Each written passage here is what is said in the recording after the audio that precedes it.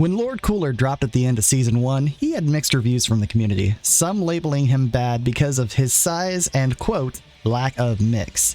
Even with the removal of fuzzies at the beginning of Season 3, he still doesn't see much high-end competitive play, the only player who used him regularly being French player Kaiden. Hello, I'm the Real Agent P, and as a Day 1 Cooler main, I have an experience that not a lot of people have, and I feel there are some things that not a lot of players know about the better of the two Cold brothers. So here are my reasons for why Lord Cooler is better than you think.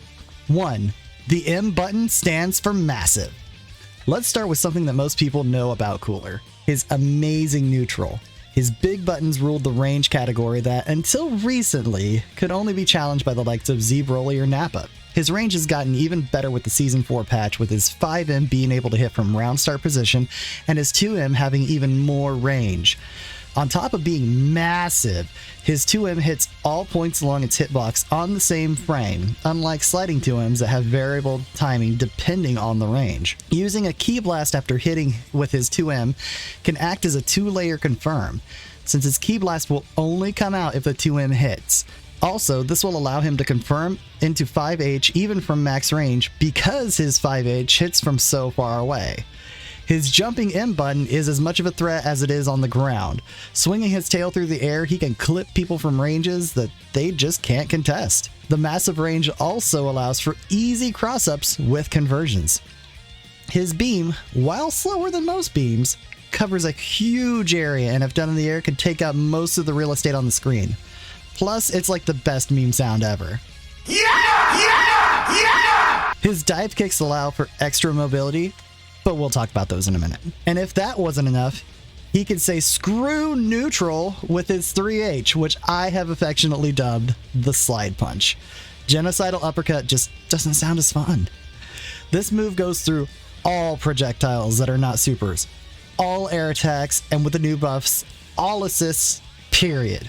Goku beams? Nope. Yamcha-a? Don't care. Roshi B, get out of my way, old man. UI Goku recovery tech, not in Lord Cooler's house. His slide punch can also give you a better combo when calling out a vanish because it allows you to keep your launcher. The topper on the cake of not caring about what your opponent's doing, though, is his grounded level 1 super. It goes through any projectile super like a bowling ball through tissue paper, being able to call out any raw beam supers or the infamous raw Kaioken. 2. Let's go for a ride. Cooler has some of, if not the best corner carry in the game.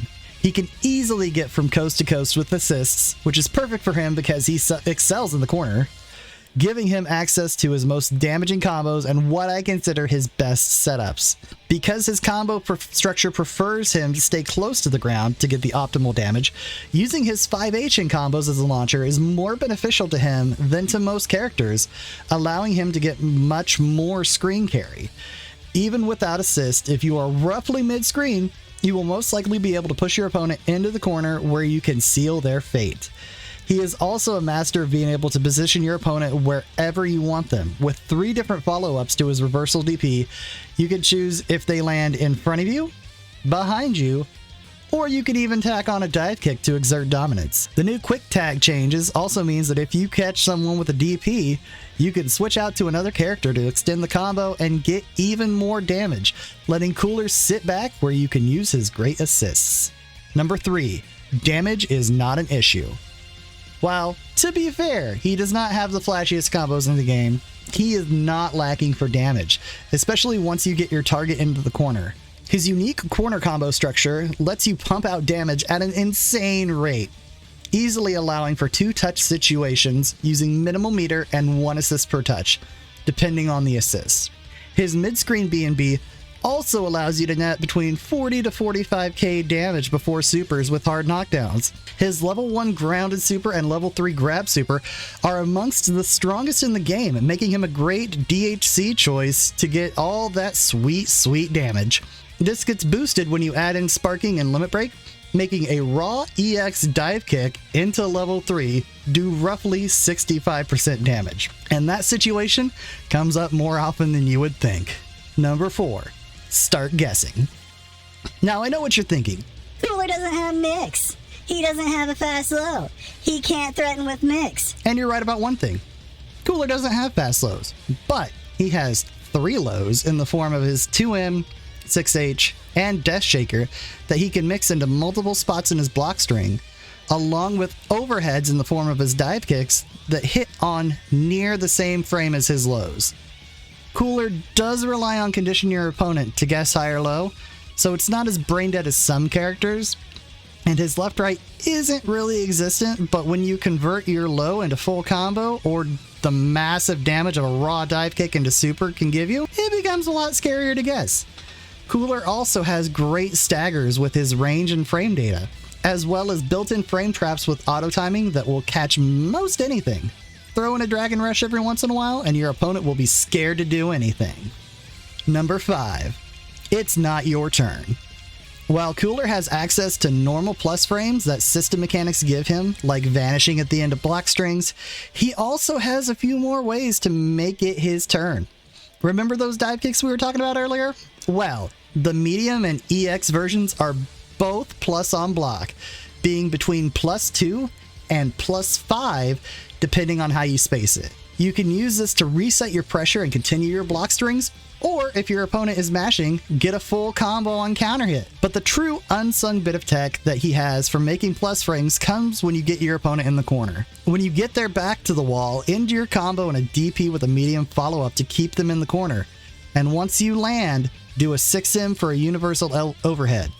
The way that Cooler's 6M animates, mixed with the timing of the sliding knockdown, means that his 6M functions as a safe jump, a way to cover up tech, is +5 on block and +7 on hit, meaning that you can combo out of it. Pair this with a dunk style assist like Android 21B, Beerus B, or Baby B, and even if they up tech, the assist will rip them back to the ground and allow you to, at minimum, keep your pressure. This is by far the biggest thing I use to catch people off guard in the corner and how you can easily set up those 2-touch situations. Number 6, no safe jumps for you.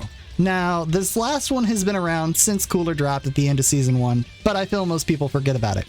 He is among a very small class of characters that have a Frame 1 invincible and Frame 1 active counter. The others being UI Goku, Jiren, Videl, and Super Baby 2 when you factor in his guard point. But unlike Videl, Jiren, and Baby's counters, Cooler's will counter anything. Melee hits, projectiles, assists, supers, with throws being the only way around it. This means that any safe jump setup that might be tried on Cooler, if he has 3 bars, will be greeted with a sun to the face. And those are my reasons for why Lord Cooler is better than you think. If I missed anything, feel free to leave it down in the comments below. Also, check out my Cooler character guide so you can learn more about the bigger, badder brother of Frieza. Make sure to follow me on Twitter at TheRealAgentP1 or Facebook at TheRealAgentP85. But anyway, guys, I've been The Real Agent P. Thank you very much for watching, but most importantly, have a great day.